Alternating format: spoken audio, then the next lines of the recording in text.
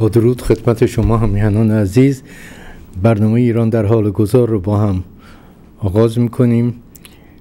مهمان این هفته من پروفسور کاوه موسوی هستم از دانشگاه آکسفورد و عنوان برنامه هست موانع ساختاری اصلاحات، اصلاح طلبی و ورشکستگی رژیم آخوندی.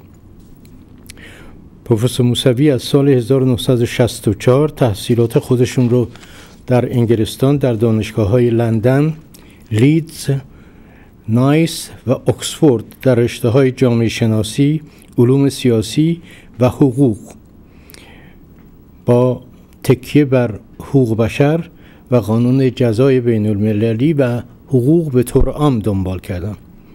طی سالهای گذشته مشاغل ایشان استاد حقوق در دانشگاه اکسفورد، عضو وابسته مرکز مطالعات حقوقی و اجتماعی در دانشگاه اکسفورد، مشاور حقوقی دیوان جنایی بین المللی در لاهه، مشاور حقوقی دیوان جنایی بین المللی یوگسلاوی سابق، فعال حقوق بشر در شاخه امنستی شهر اکسفورد، عضو تیم مدافعین حقوقی زهرا کاظمی علیه سید علی خامنه‌ای، سعید مرتضوی در دیوان عالی کانادا و برای چند سال مرتب در برنامه حقوق منافع عمومی در دانشگاه اکسفورد مسئولیتش رو بر عهده داشتم.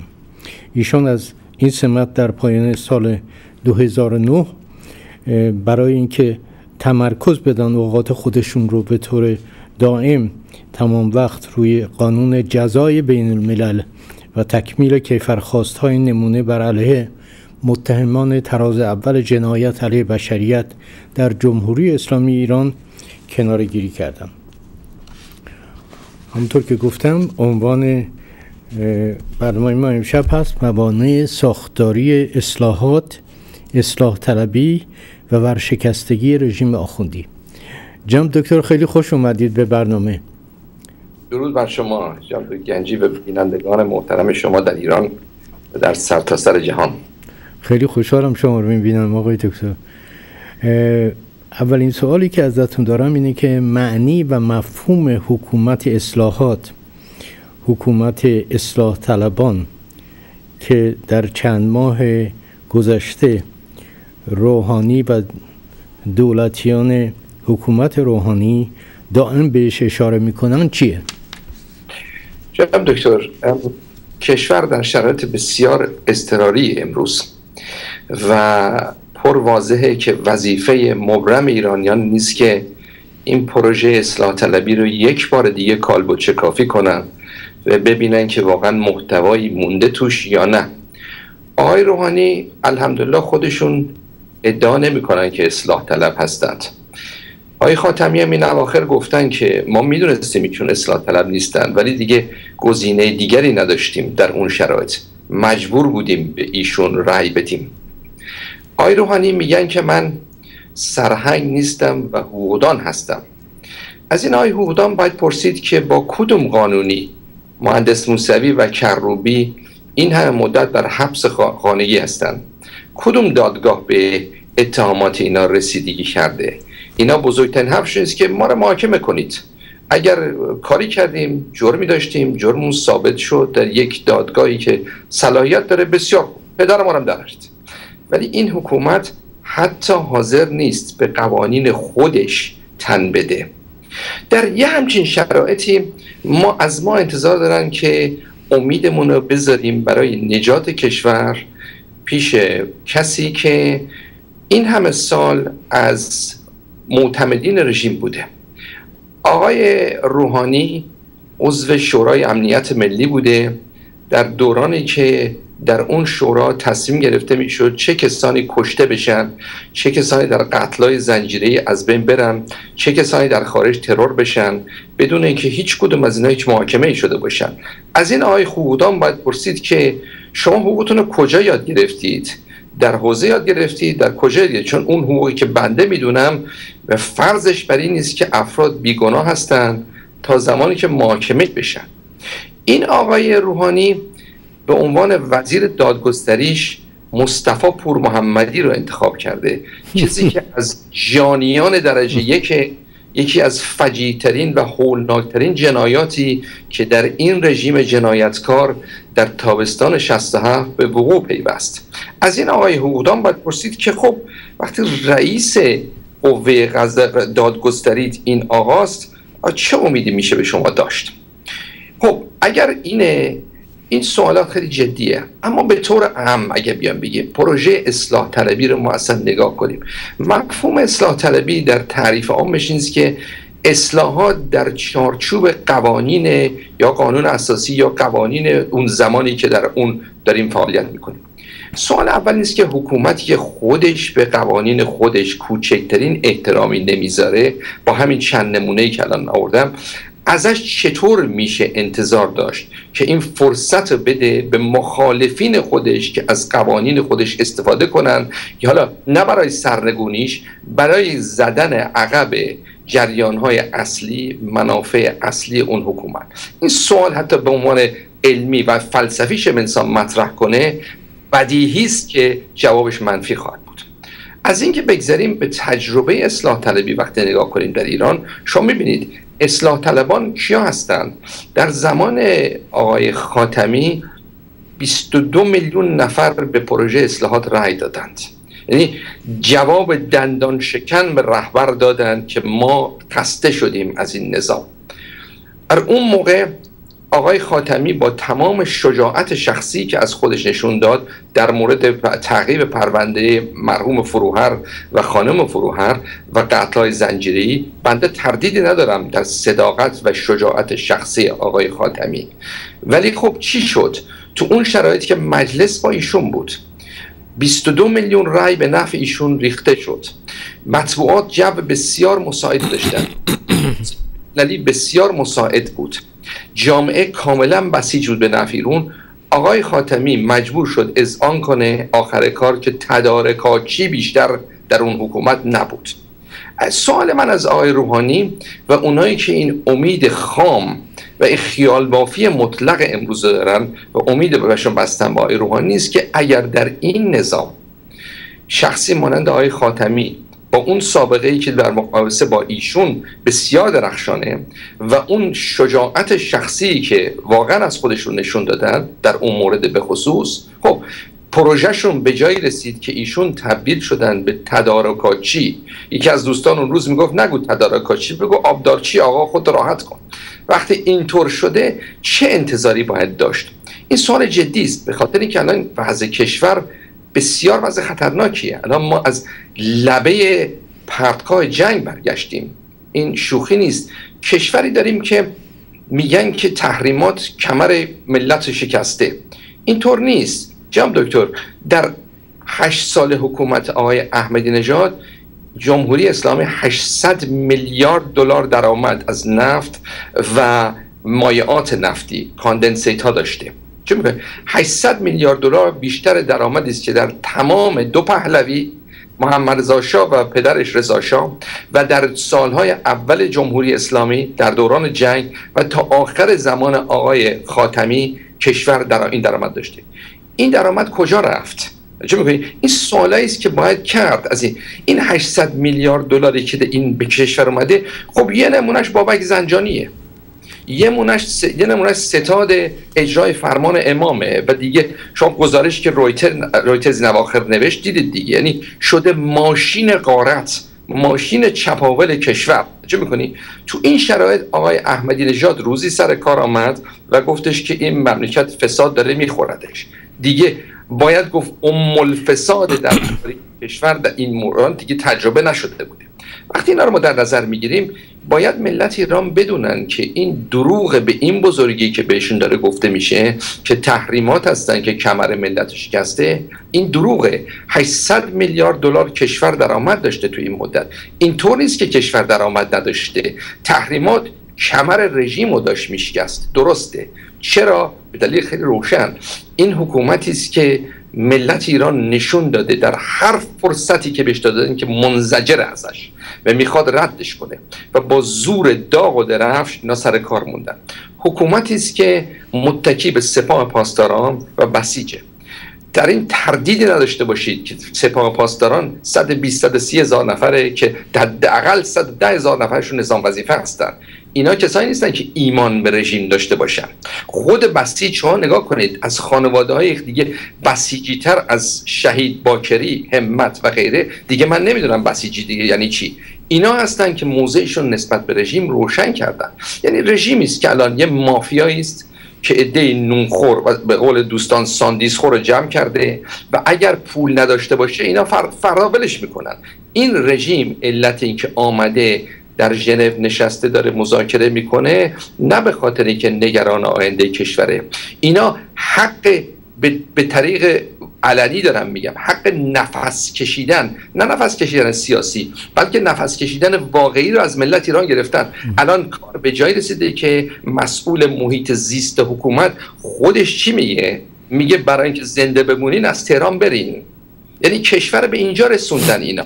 وقتی کشور اینا به اینجا رسوندن، انسان باید این سوال جدی رو بکنه که اینا آیا نگران من و شما و ملت ایران هستن؟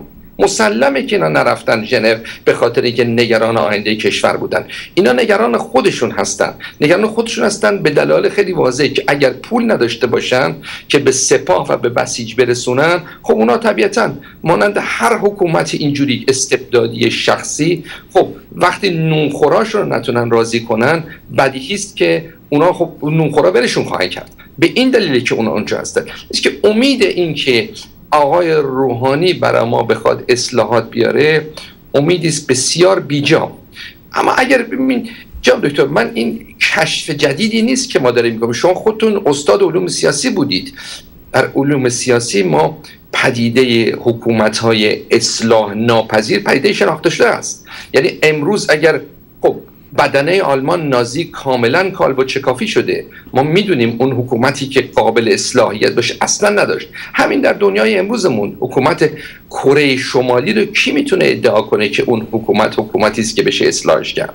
حکومت زیمبابوی مال موگابی، این همه زیر فشار، زیر تحریم، بالاخره انتخاباتی کرد، نتیجه چی شد؟ مورگان سونگر اومد، آب از آب تکون نخورد. چه میکنی؟ حکومت صدام حسین، این خیال واقعا آدم خیال تصور کنه که این حکومت ها قابل اصلاح هستن. حکومت سوریه بشار اسد امروز شما میبینید دیگه، پیروز این گزارش حقوقدانان بین‌المللی در اومد که 11,000 نفر تو زندان‌ها قتل عام کردن. این حکومت ها توانایی اصلاحات ندارن. دلایلش هم خیلی واضحه. اینا کالبدچکافی شدن و مطالعه شدن. در علم سیاست اصلا و ابدا تعجب آور نیست که صحبت از رژیم های غیر قابل اصلاح بکنیم. حالا خصوصیات اینا رو ما میتونیم راجبشون صحبت کنیم، اما یکی از خصوصیات عمده این حکومت ها این است که دائما صحبت از اصلاح میزنن. حالا شاید حکومتی که در تاریخ معاصر بیش از همه مطالعه شده و کالبدچکافی شده اتحاد جماهیر شوروی سوسیالیستی است که خب بعد از اینکه سقوط کرد، خب اسناد باز شد، آرشیوها باز شدن و دیدن. شما میدین در 1953 استالین سرش میذاره و میمیره. یکی از خصوصیات این حکومت هاست که هیچ نوع قدرتی تکامل پیدا نمیکنه تا زمانی که شخص دیکتاتور بمیره. تا زمانی که آقای خمینی زنده بود آب از آب تکون نمیخورد. ایشون وقتی سرشو گذاشت صحبت از اصلاحات آقای هاشمی رفسنجانی شد.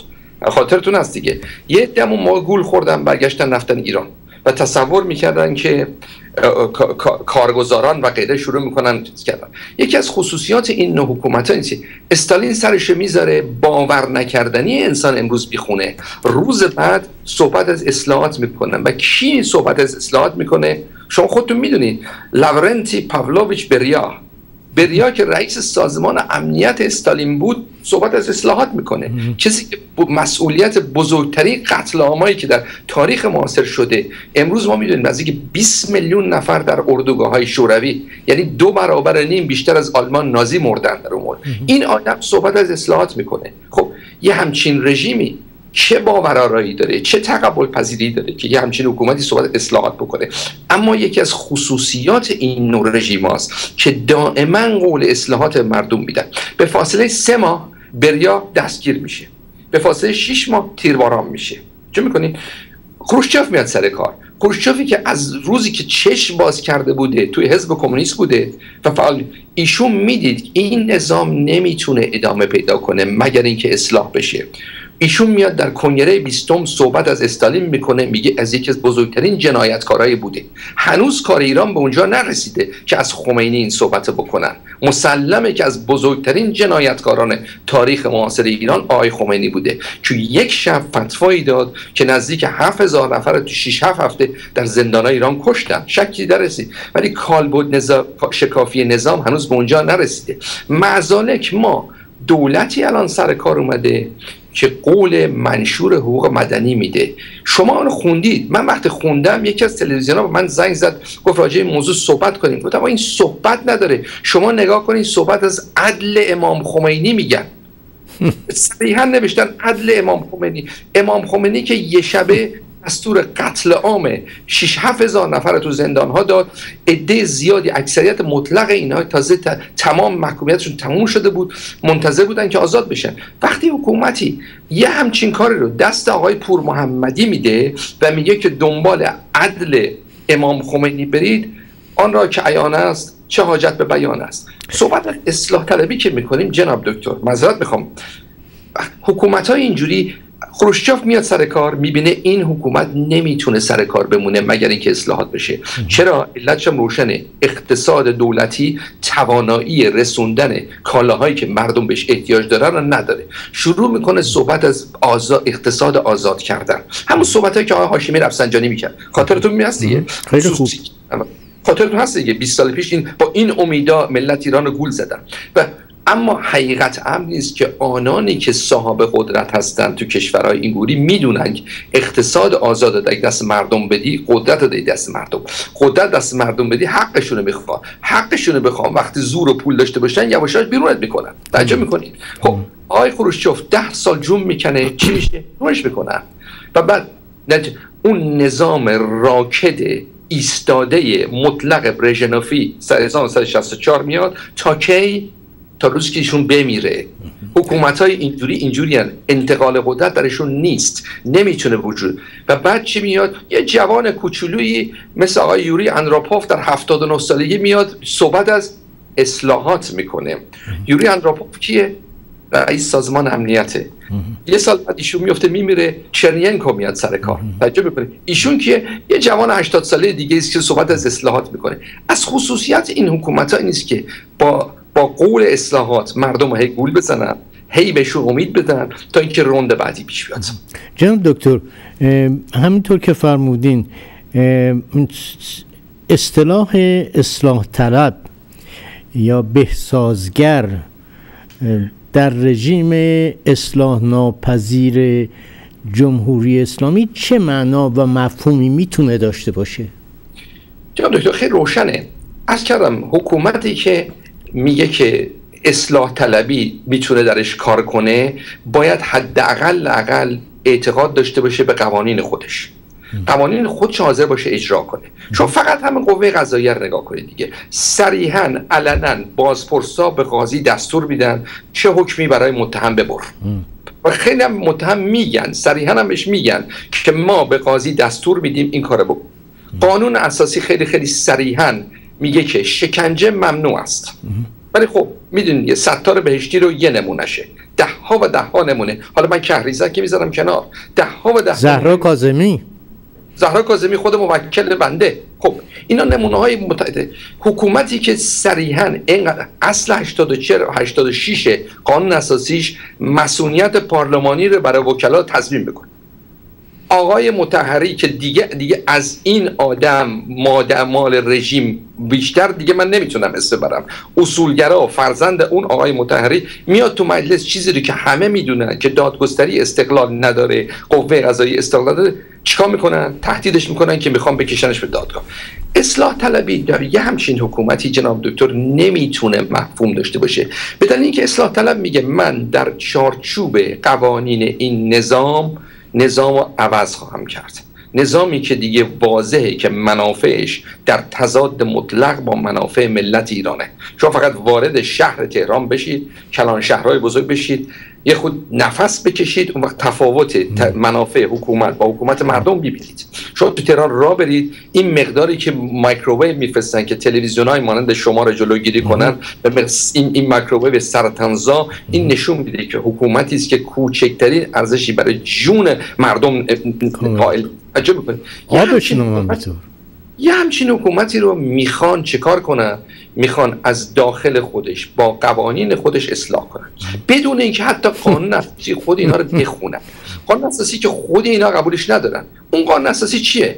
اصل آخر قانون اساسی شما نگاه کنید، ابدالدهر ایرانی رو محکوم کرده که در چارچوب این اسلام مندرآوردی اینا، این اسلام ولایت فقیهی اینا باید باشه.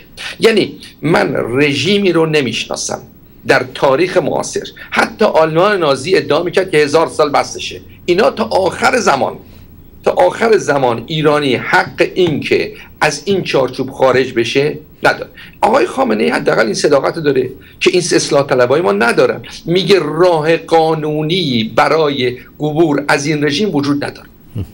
صریحا میگه دیگه تعارف که نداریم. آقای خامنه‌ای دیگه تکلیف روشن کرده. وقتی اینطوره مزالک این آقایون و خانم‌هایی که در میانشون هستن ادعا میکنن که در چارچوب این نظام میشه استحاله‌ای به وجود آورد که این حکومت بشه حکومتی که با تضاد در تضاد این چنین تضادی با منافع ملت ایران نباشه. خب همین قانون اساسی شما نگاه کنید، اصل ولایت فقیه شما نگاه کنید.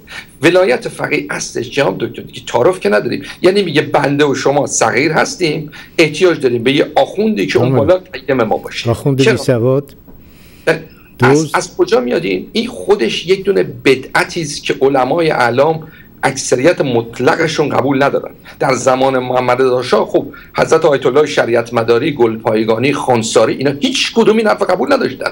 این آخوندای جیره‌خور امروز الان مجبورن قبولشون کنن بدون که از بیت آقا نون شبشون داره میرسه. ولی من از علمایی که علمای اعلام بودن به هیچ وجه این قبول نداشتن. چرا؟ این آقای خمینی ولایت فقیه از کجا آورده؟ شما می‌بینید یه فیلسوف سلطان، پدیده فیلسوف سلطان که افلاطون راجبش نوشته، یه چیزایی به گوش این آدم خورده بود. من به علم الیقین میدونم که ایشون نوشته افلاطون رو از اول تا آخر نخونده. اگر خونده بود مطمئن باشه خود انتقاداتی که از خود افلاطون از بحث فیلسوف سلطان و تذکراتی که میده رو یک دونه اشاره بهشون نمیکنه. خب بنده از زمان افلاطون 2400 سال پیش تا حداقل 40 تا فیلسوف سیاسی هستن که راجع به ماهیت حکومت صحبت کردن و بلا استثنا گفتن حکومت باید کنترل بشه. حکومت خدا هم اگر باشه باید حکومت خدا هم کنترل بشه. اما این در دست اینا حتی اون ولایت فقیه هم بهش راضی نیستن، شده ولایت مطلقه فقیه. و در چارچوب این سوال اصلا سوال بچگانه است که آدم انتظار داشته باشه در چارچوب نظامی که اولا میگه من کاملم، یعنی به هیچ وجه ابدالدهر شما نمیتونی از من عبور کنی. صریح اصل آخر قانون اساسیشون صریحا اینو نوشتن. دو، ولایت فقیه در اینجا هست، ولایت مطلقه فقیه هست. یعنی شما انقدر شعور ندارین، شما نمیفهمین. اینم که میگن امام خمینی فرمودن که رأی ملت میزان است، در عمل دیدیم که آقای خمینی همون آدمی بود که گفت حکومت اسلامی میتونه نماز و حج هم ممنوع کنه. خاطرتون هست در چارچوب این حکومت انتظار اصلاحات در داخل قوانین خود اسلامی انتظار خامی است که فقط پس این سیاست رفرمی که داره صحبتشو میکنه آقای روحانی در چند ماه گذشته صحبتشو میکنه و دولت مردان رژیم ازش صحبت میکنن، یعنی هیچ معنی و مفهومی نداره. در عمل دیدیم دیگه. آیا شما خود گزارش‌های اخیر سازمان ملل و شورای حقوق بشر دیدید دیگه؟ کوچکترین اشاره‌ای به این که کوچکترین قدمی ما در راه بهبود اوضاع حقوق انسانی ایرانیان برشته بشیم ندارم. کار به جای رسیده که پور محمدی برمیگرده میگه آقای گزارشگر حقوق بشر سازمان ملل آدمی است فاسد. آقای وزیر دادگستری کشور اینه میگه. احمد رشید از دوستان خیلی خوب بنده است. شما فقط ماشینشو زندگیشو نگاه کنی میگه هر چی باشه این آدم فاسدی نیست. و کسی که با اون سابقه است.